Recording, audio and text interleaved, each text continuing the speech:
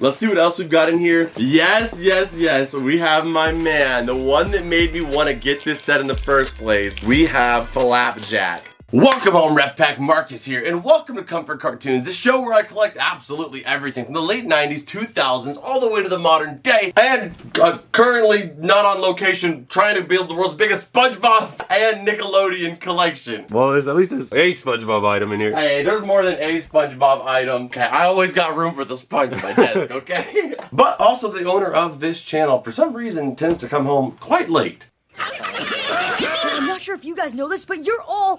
And her poker face is just insane. Well, she can't hear or barely see the competition, Mitchell. I don't even know she knows she's playing. But God, is she cute. But I hope you guys are having an amazing day. And if you guys aren't, you know the drill. Cartoon Network Golden Era, camera flip. I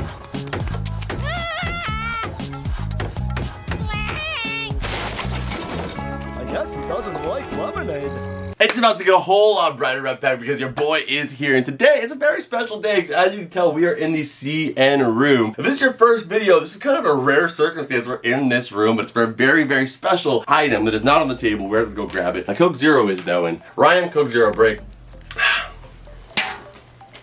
But the box is over here, and this is a piece that we are going to be adding to the collection today. I have a whole perfectly clean, dedicated space right here in the collection for it. I can't wait to add it, and that is this box right here. This is a promotional box that Cartoon Network sent out to employees and other people in media back in 2006 to 2007, which for me is the golden era of Cartoon Network. For a lot of people that may be different, but for me that was when Flapjack, Chowder, Foster's Home, Grim Adventures of Billy and Mandy, and it was during a time when it actually mattered that new cartoons were coming out and new episodes were airing. I remember watching some of the buffers and some of the actual commercials they had on Cartoon Network to promote those episodes.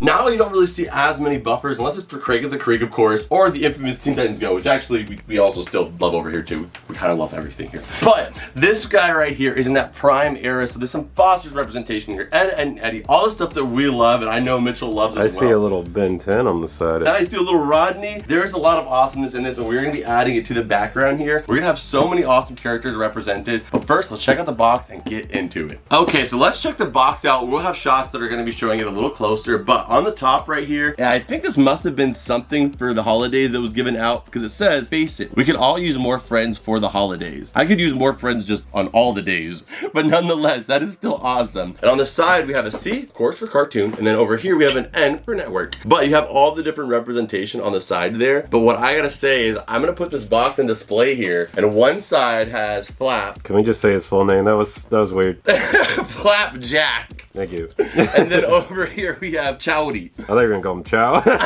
We have Chowder. But which box would you guys put? Because I'm gonna put this right here along with some of the figures that are my favorite when we get into this. But which side would you put up there, Mitchell? I'd go with Chowder for me. Okay, so you guys in the comments down below, would you go with Out of Jimmy's Head? Would you go with Chowder? Or would you go with Flapjack for your guys' pick inside the display? But for me, I love seeing Flap, and we don't see him on a lot of products or any at all, so this is awesome. Let's go ahead and pop it open now that we've seen the box. So it is filled to the brim, and I can already see, dude, look at the colors. Like, you don't see any representation for a lot of these shows. So let's go ahead and get into this. Our first piece is grab them out, and you mentioned it, man, and that is Chowder. So I am gonna be opening these all up, obviously, so that way you guys can get a good shot of them, and we are gonna be adding them into the collection, and we'll add them as we go through them. But right here we have Chowder.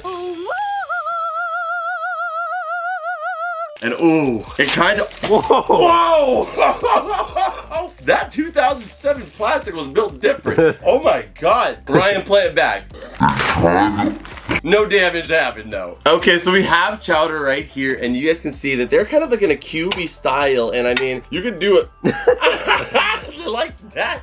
But the thing is they're kind of these cubey designs where you can just mess with them, and they make for a really, really cool, like, artistic look on the characters. Just because you guys know Cartoon Network and their classic designs, and we had the little, like, pre-Dorable / Funko Pop, like, rounded head versions of the characters. We've had the twist toys on Boomerang. Artistic design toys have been a big part of Cartoon Network always, so I think that makes a lot of sense they sent these out. But on the back here, we actually have Chowder, his tail too, and everything. I gotta say, one of my favorite things about Chowder was design and the artwork itself. I always loved love the color and like how it all moved in like a special and particular way. Yeah, it was like a still in the background, and then the characters moved across it. Yeah, super unique.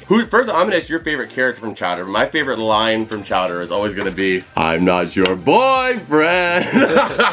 I have to say, Panini and Chowder are so adorable, and their relationship is so funny. And I just think that Chowder is just such an adorable little chubby ball of fun. What is your favorite character from the show, though? I gotta say, for me, Mung Dal or even Gazpacho, because they're both just super funny. Chowder is definitely awesome. He even got on the actual box itself, so of course we're gonna add him up here on the shelf. All right, Chowder is actually going right here with the display box. He has to have a premium spot. All right, next character out of here. I actually don't know, so I don't want to look at the list on the side too much. I don't know what we're gonna call. What show are you thinking? I'm thinking Grim Adventures. I'm thinking that's gonna be in there, but I'm thinking Ben 10. Okay, so what we got is Rodney, which is you guys better put some respect on my man Rodney's name. He had actually, like, people do not remember. You hear that tire screech at the end? Why are these bags so explosive? I'm sorry. You need to put respect on his name. You knocked him out. I gotta be more careful with these bags. I don't know why I don't use my beautiful unboxing knife right here. Because you do some catastrophic damage.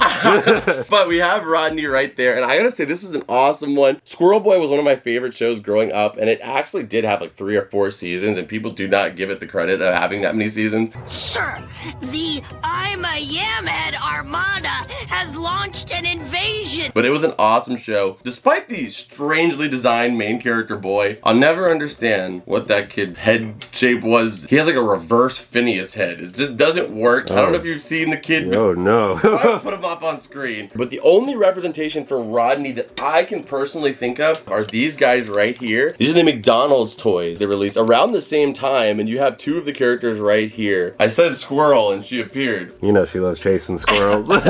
She doesn't like chasing them. She just likes looking at them. Looking at him, because she ain't chasing nothing. But we have Squirrel Boy Rodney here, and then we also have Leon. So these are the only representations I can ever remember being released for Squirrel Boy, and he kind of clacks his nuts against his head. What? Wild sentence to say. And then this guy right here, and he literally does this. That's me begging to go to the bathroom on any long trip. But that's the representation we have right there. Yeah. Let's go ahead and add him. He is definitely getting a place for me, and I gotta say, I love Rodney. So glad we got him. All right, Rodney's in the collection. All right, next up, I called it. Previously, I called it. We have, look at that. I didn't explode him, even though he is known for exploding. I was gonna say, that would be the one to explode. Here goes. We have Heatblast here. That's sick. I know, this has got to be one of my favorite ones here. I always will hype up Ben 10. I think it is one of the biggest and best shows the Cartoon Network ever released. But we have Heatblast here, and of course they picked Heatblast for the first one because this is 2007. This is before Alien Force. This is before we got Adult Ben. This was like, let me see, I think this is right before the live action movie. So as I was saying, it is right before the live action movie that was released on Cartoon Network, and that is Race Against Time. And you can see we actually got Heatblast right here in the back because that was like pretty much the most iconic alien, you know, because in season 1, that is the first alien Ben actually turns into after setting almost entire forest on fire and also almost killing his grandfather and his cousin Gwen. There's no reason to be scared. So glad to add Heatblast Ben 10 into the collection. All right, Heatblast is right next to Rodney. All right, now we're going to one of my favorite places in the world, and that is the Foster's home. I dislike you with great intensity. I don't think it gets better than this. You guys know how much I love Foster's right over here. I have a little blue collection, and I would say, I mean, Mitchell, you know me pretty well. I think that for a long part of my life, the closest character to represent me was probably Blue. It's like Cartoon Network, Blue is like top. Blue has always been a huge part of my life, and he is so funny, and his sense of humor is literally a huge part of who I am now today. And Craig McCracken, the creator of Foster's Home, and he's made so many incredible shows that all of us have grown up on, so the man is an absolute legend. I'm just glad you don't go around kicking people in the shins. Oh, my shin! Not anymore. And you know why? The thing is, people stop ripping me off so much. But we have Eduardo right here, and he is so cool because Eduardo, he is a very, very scared animal. We've had scared animals in the past, of course, with like Scooby, we had Courage, but just like them, when he has to be brave, he can turn it up a little bit in order to protect Mac or somebody else he cares about. But the difference between him and Scooby and Courage is my man had them arms. You know what's up, huh? He has all that just packed behind a little bit of a scared shell. So I think that's what makes him a little bit different from the rest is, you know, when he puts in that work, he can be very, very strong and change the situation completely. All right, so we have Ed right here. He looks like he's scared to even be here. He's like, why are they filming me, Mac? But I love also you have like the skull and bones. Like the person that imagined him too was so like hardcore. And then they just gave him the scared personality, which is just so interesting. Eduardo's going next to Heatblast. He does not look like he's up with that alien stuff. He's like, he's on fire. He's on freaking fire. But the next guy, oh my god, just keeps getting better. We have somebody from, let's see if you can read this reference. Camp Kidney. Yeah, you know what that is? Yeah, Lazlo. Ziolo. We have Raj. Hey, what's that? Lazlo, I am in the bag, help me! We have him out. We got Raj. There it is, and then it has on the back here, Bean Scout. I love that so much. They did a good job. They have his ears right here on the side as well. The cat itself, but he is awesome because he is another huge part of my childhood. The original Sanin was Lazlo, Clam, and Raj, but they were known for creating their ultimate wiener. And everybody knows nobody can resist Mama Lazlo's wieners. It's the best hot dog I've ever had! It's also awesome they pick Raj rather than just Lazlo because we have had some Lazlo merchandise in the past. Like in the same meal set, we had this Lazlo. So this is all around the same line, but that just shows you how big Cartoon Network was at the time. This one here is also Raj. But when it comes to Cartoon Network, and you guys have told me talked about it before when it comes to Time Warner, they don't make a lot of merchandise for Cartoon Network stuff for whatever reason. So it just shows you how big it was at 2007 that we got anything. So they were releasing these promo boxes, and they also released some kind of toy set, which is mountains above what they release now, unless it's Scooby-Doo. And I know it had one of your favorite voice actors in there. Yes, and of course, Mr. Lumpus. Yes, sir. Mr. Lumpus is done by Tom Kenny, our man Spongebob. So Raj is a very, very fun add to the collection. And then Raj is going right here next to our man Ed. And then speaking of Tom Kenny, we have Jake. Wow. Hey, Adam, does my butt look big? How about now? Yes, dude, and Jake is a clutch piece here because for whatever reason, when it comes to My Gym Partner's a Monkey, it is one of the most collectible series in Cartoon Network. I only have like one piece, and that's it right there, and it is My Gym Partner's Monkey. I think I might have like one other plushie in storage somewhere, but that is Jake hanging out down there. There's one right there. Yes, and then we have Jake hanging right there too, and then also we have Shark over here as well from My Gym Partner a Monkey. But the thing is that those are all in the meal toys. Those are all meal toys. I'm talking about the same set. That's the only product though that's separate is that Jake. For whatever reason, it resonated very deeply with some people, and I think it's just because the show was so layered. And I mean, I've always been a huge fan of animals. You guys know my dog that I've had since childhood. She's literally been alive since I was 13. It's been a big part of my life, and I always loved any show that incorporated animals and it was easier for me to attach it to because I feel like with humans, there's a lot of ins and outs, and that's what makes cartoons so perfect is they're these creatures that you can identify with a lot easier because there's not these layers of what they've dealt with in life. Yeah, it's just like, oh, this is just an animal doing its thing. Yeah, and animals are instinctive and they just live their life and they just do what they do, so you almost don't even feel as bad about certain actions that they do maybe. But the whole school being filled with animals made me love the show, and the only human character being Adam Lion himself. So I think we should exit out on this one right here.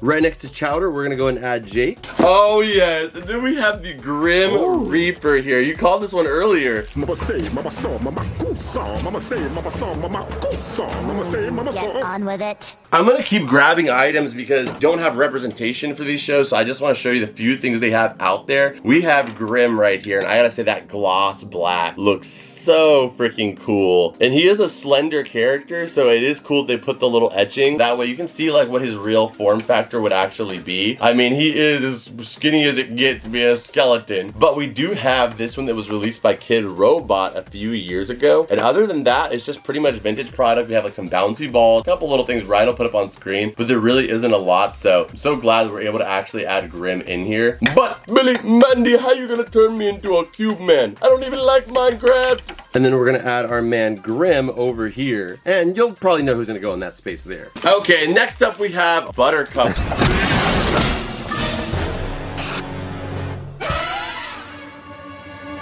But right here we have Buttercup, and I mean, this is for the Powerpuff Girls. I don't think it needs any introduction here. Everybody knows the Powerpuff Girls. This is definitely probably one of the biggest franchises when it comes to Cartoon Network. We have all types of representation up there, you can see there is no lack of representation when it comes to Powerpuff Girls stuff. Just shows you how big the products were and not just the show. And also made by one of my favorite people, as I mentioned earlier, Craig McCracken. This was his first big show and I think put his name on the map. And after that, we got so many other amazing shows after that. It's very interesting they chose her in particular over Blossom or Bubbles. I think in modern day, Bubbles is more popular, but in the past, Blossom was more popular. So for them to pick her, which is interesting. But you guys let us know in the comments down below, what is your favorite Powerpuff Girl? Personally, I think aesthetic-wise, I do like Buttercup the most. The green works. I love Buttercup. That should be like your Hogwarts house is what Powerpuff Girl are you? Because they're like, it's like they're all separate, you know? What was the other one? The Rowdy Boys? Oh, and the Rowdy Rough Boys. I wish I was, I'm wearing the freaking, the Leaf Village's Rowdy Rough Boys. But I love the Rowdy Rough Boys too. I even have like a shirt all about the Rowdy Rough Boys. I would love to get some Rowdy Rough Boys like merchandise in here. I would love for them to push as hard as they are for the Powerpuff Girls stuff with Rowdy Rough Boy stuff. And I do think there's a male audience out there and a demographic that would pick that stuff up. They don't even realize, like, I would buy so much Rowdy Rough Boy stuff if they had released it. So hopefully one day that happens. All right, next up we have Buttercup. Let's see what else we've got in here. Yes, yes, yes. We have my man, the one that made me want to get this set in the first place. We have Flapjack. And I absolutely love this show so much. It was made by Thor von Orman, and he's created the Angry Bird movie, and more notably for us, he's also worked in the new Ninja Turtle series. It was on Nickelodeon. But I think one of my favorite pieces he ever made gotta be and always will be Flapjack. He is an adorable character who lives in a well with a pirate. And I mean, you guys know how much I love Spongebob already, so I really love like the whole ocean aesthetic and like pirate life and all that type of stuff. So it was almost like, for me, I know they're completely separate, but it's almost like in my mind sometimes I can imagine Flapjack being the land life of the SpongeBob universe. Just like right above him, yeah. Yeah, because they're so similar in a lot of ways, and Bubby doesn't even look that far off from being like a possible SpongeBob character if you really look at her. And I know that's just my own imaginative headcanon. That's one of the many reasons I love this show so much, is Starmalong is in a beautiful landscape, whether it be grungy and kind of dirty. It is a beautiful place and such an adventure to be on. Like, it doesn't matter where you live in the world, what your life's like. When you put that show on, it transports you somewhere else. And not just that, God, the weird humor was the best. And there's a lot of great stuff with Flapjack, so I'm so glad that we have him. And Eddy, this is now our only piece of representation in Flapjack, because almost nothing has ever been released of Flapjack besides a possible prototype plush that nobody knows really where it's at. And then Flapjack's gonna go right here. So let me just reorganize these guys a little bit. And these four are gonna be the main ones that represent the actual box itself. Okay, so next up we have Fisk here, and if you guys don't know what Secret Saturday is, that's okay, because a lot of people don't know what Secret Saturday is.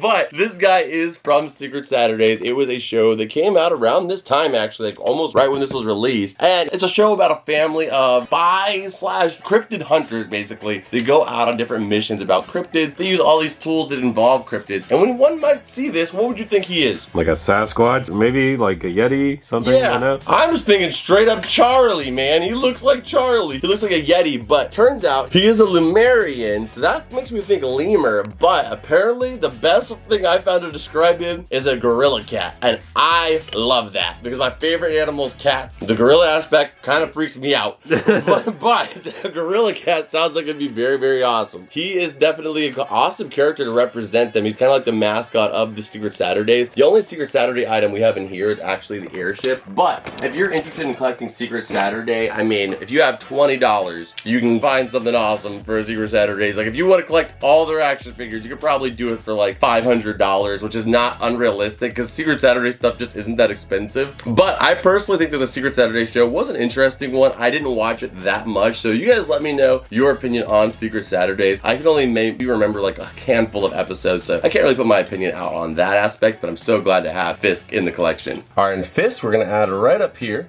All right, next up we have, who is this? Which one is this? Ed, or Eddy? Oh, this is clearly Ed. With 1D or 2? 1D? Yes.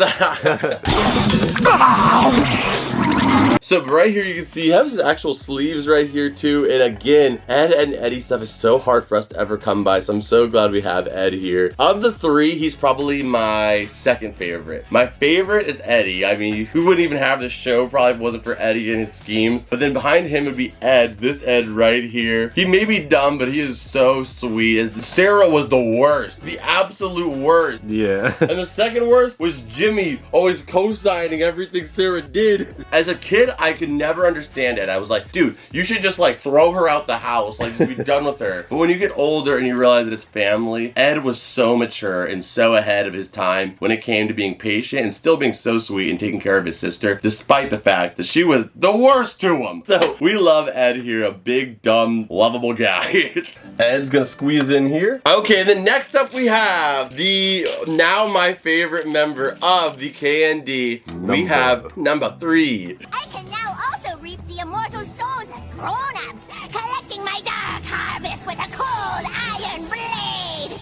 And we have the Rainbow Monkey Queen. She is so freaking adorable here in this form factor. And I just think that that was the perfect character for them to pick for this box. She does not get the love that we see for number 1 or we see for number 5, number 3, and everybody in between gets kind of left out. But number 3, I would say for me is the character that I can personally connect with the most, especially if you guys watch the channel. I think that like if I were to have been one of the characters, I probably wouldn't have ended up being number 3. So I'm so glad that we have her in the collection. Number 3 is gonna fit in the third to last spot. All right, next up we have is Andre from Andre 3000, or just known for his music. I mean, being one of the biggest music artists in hip hop.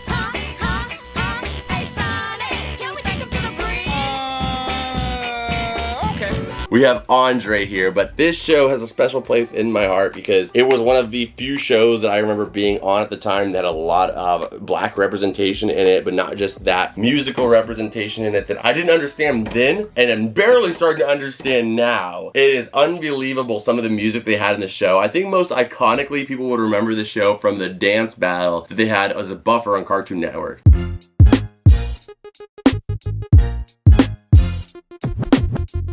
Because not everybody necessarily had to watch the show, but the promotions made it to everybody. But there is one song in particular called All We Want Is Your Soul, which is super dark. Go watch the music video if you want yourself, but it takes a little character named Little D, and basically he ends up signing into like a corporate deal, and he shows you about like, you know, all the different evils and aspects of stuff that get involved in it in order for him to become as successful as he is. And it's way beyond what you would expect for any kid to be able to understand at that time. And they did the whole thing without cursing or making it some kind of expletive piece. It's all contained within a good song and a good message, and the whole show is filled with amazing songs just like that. I mean, go figure, it was a show made by Andre 3000. I would love to see other shows made like that in the future, but so glad we get the little piece of Andre in the collection too today. And then we've got Andre. All right, our last one up here is in the bottom of the box too, and that is from Out of Jimmy's Head. Bon appetit!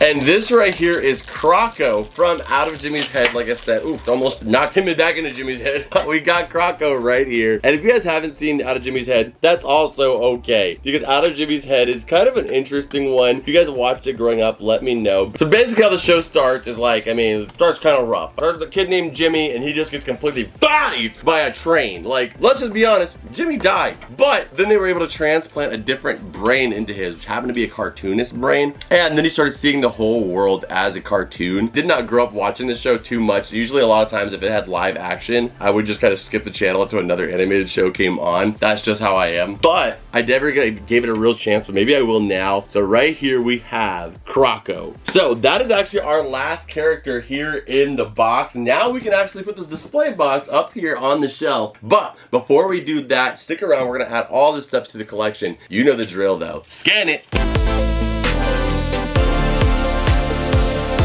So that completely sets up our entire group right here. I absolutely love this line. I think they look so good right here on the window seal. And I kept my 4 favorite characters right next to the box in the display square, just because I can't fit all of them in there and be able to see them all. Okay guys, so that is actually for this video. I hope you guys enjoyed it. If you guys did, make sure you guys smack that like button, subscribe if you're new here, and just let me know if you guys want to see more Cartoon Network videos, Disney videos, any of that stuff, and we're going to be adding it into the schedule for sure if you guys want to see it. But also check out this video on your screen right here, which is the last video on this channel. I know you're gonna love it. And make sure you subscribe because we have some awesome projects coming up you're not gonna wanna miss. So make sure you subscribe, have bell notifications, all that great stuff. And if you're not already following on Whatnot, make sure you guys go check that out. You get $15 off your first purchase.